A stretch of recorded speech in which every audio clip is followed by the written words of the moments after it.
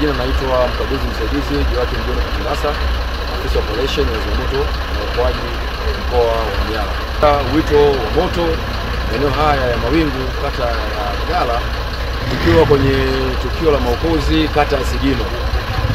Kuna gari aina Scania limeanguka na tulikuwa tunajitahidi kuwatoa majeruhi pamoja na watu waliopoteza maisha kwa taratibu za kuwapeleka hospitali. Ndipo tukapata wito wa tukio la moto maeneo haya ya Mawingu katika Ngala kwamba kuna nyumba inaungua.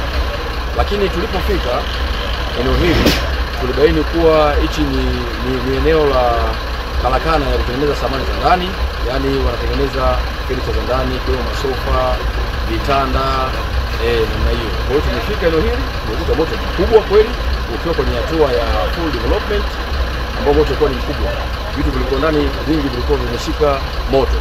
Kwa hiyo askari wetu wameweza kupambana kuweza kudhibiti moto huu. Kama mnavyoona, eneo hili la karakana ya kutengeneza samani za ndani limekuwa karibu sana na majengo, kwa mfano nyumba ya kulala wageni na maeneo ya biashara. Tumeshikana sana, tumekaribiana.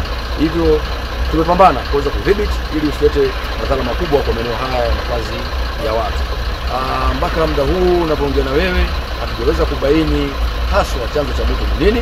Mpaka hapo tutafanya uchunguzi wetu. Leo tutafanya uchunguzi wa awali, kesho tutakuja kufanya uchunguzi wa kina kubaini chanzo cha moto ni nini haswa. Kimsingi kwenye tukio hili tumeweza kuokoa baadhi ya samani za ndani ambazo zilikuwa zimeshatengenezwa zimehifadhiwa ndani kwa kushirikiana na wananchi wa eneo hili. Ndio, lakini kimsingi niseme tu hakuna madhara makubwa, nikimaanisha majeruhi wala kifo kutokana na tukio hili. Wito wangu kwa wananchi wa mkoa wa Manyara hususan Kamati ni kwamba waweze kutoa taarifa Jeshi la Zimamoto na Uokoaji kupitia namba dharura 114.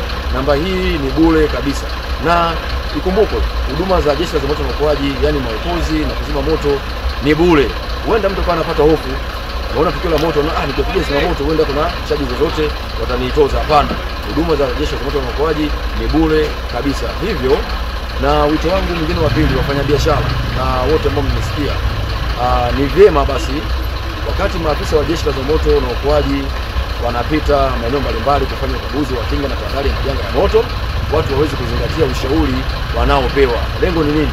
Ukaguzi huu una lengo kubwa la kuzuia majanga ya moto kabisa, kwa sababu unapokaguliwa, unapopewa ushauri wa kitaalamu, nini ufanye, vifaa gani ufunge, kitu gani kisifanyike, hii inakusaidia wewe kuwa na tahadhari kubwa katika biashara yako, hata nyumba yako.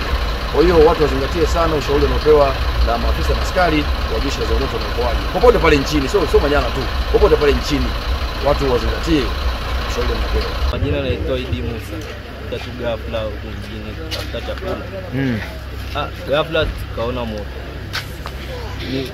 Tukaona tu acha tufanye tu kazi ya kuokoa.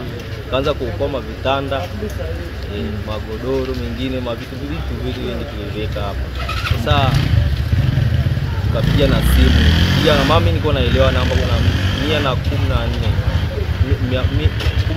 114 tukapiga. So wakasema sawa, tutakuja.